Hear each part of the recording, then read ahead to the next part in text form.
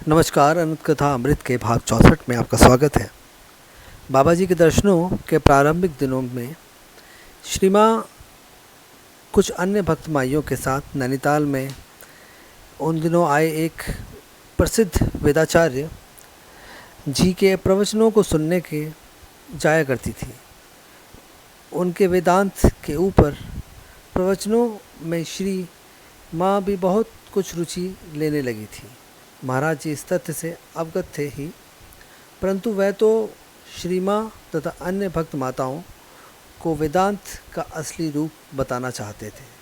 अस्तु एक दिन महाराज जी ने माँ से कहा कि आज उसका लोटा जूता उठा लाना। बहुत साधारण सी बात थी, फिर भी उपहास में ही कहीं इस बात से कुछ माइयों के मन में महाराज जी के प्रति तर्क भी उठ गया।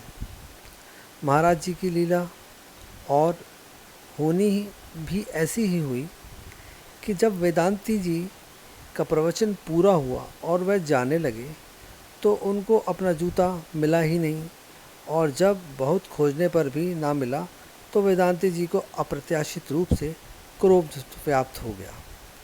अभी अभी तो वह संसार की निरस्ता पर तथा सांसारिक वस्तुओं पर मनुष्य के मुंह पर प्रवचन दे रहे थे, और अभी अभी अपना जूता खो जाने पर इतना क्रोध करने लगे। यही सोचती सभी माताएं घर को चली गईं कि थोथा ज्ञान अपनी जगह में और वास्तविक ज्ञान वही है जिसे अपने आचरण में ढाल लिया जाए।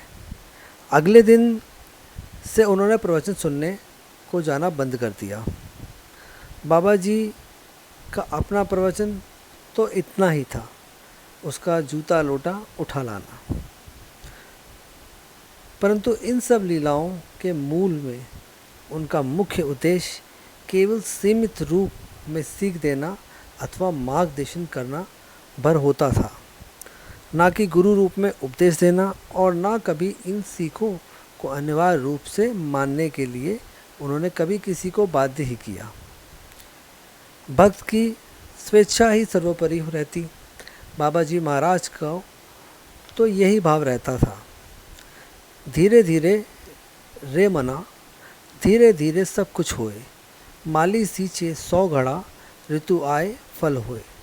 और मंत्र मूल गुरुवाक्य मानने वाले ही इन सीखों का भरपूर फल प्राप्त कर रहे हैं और पहले भी प्राप्त कर रहे थे। आज के अध्याय में बस इतना ही। फिर मिलेंगे अनंत कथा अमृत के एक नए अध्याय के साथ। राम राम।